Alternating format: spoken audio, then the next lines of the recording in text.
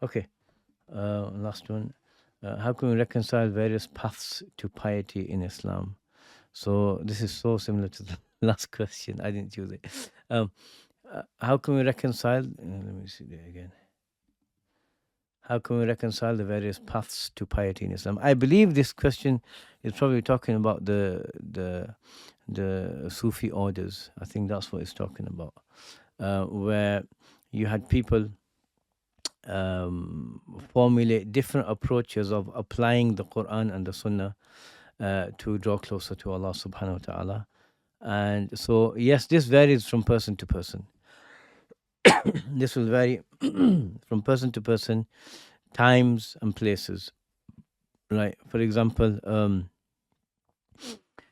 Allah, each of these approaches will have been developed to address a certain need in individuals, or based on the personality of a particular teacher and it having worked. For example, one of the most famous ones is Shaykh Abdul-Qadir al-Jilani. So his path is known as the Qadiriyya.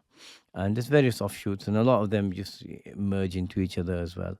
So Shaykh Abdul Qadir, his way was generally around, make dhikr, um, turn to Allah fully, and submit and surrender completely to Allah. If you've got problems in your life, and don't say, "Oh Allah, take it away." Say, "Oh Allah, just help me, let me be in agreement with you," right? No matter what the thing is. And that was his approach, and that's what worked for him and his students. And then you have other people that will have used various other approaches. And so the basis of these should be in applying some aspect, applying the Quran and the Sunnah. There might be certain amount of emphasis on one thing due to the nature of the teacher or the student. As I said earlier, doing what's made easier for you. So that's basically where it is. And then, like we have some of the Sahaba, they spent most of their time in reciting the Quran. Others, were their teaching, and we saw that with the Tabi'een, right? And so, whatever Allah facilitates, that's what you do. So, these various paths, they have approaches, and so one will focus on learning the faults of the soul, the ego, and removing them one after the other. Another will focus on just showing gratitude to God. Another will focus on falling in love with God.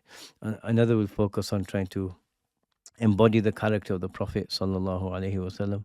And they've all got some aspect of the good. So, the various paths have their own approaches, and they're all valid ways of drawing closer to Allah, unless there's an action within it which isn't supported by, the book and the Sunnah.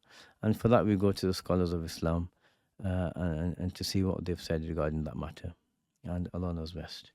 لا إله إلا الله محمد رسول الله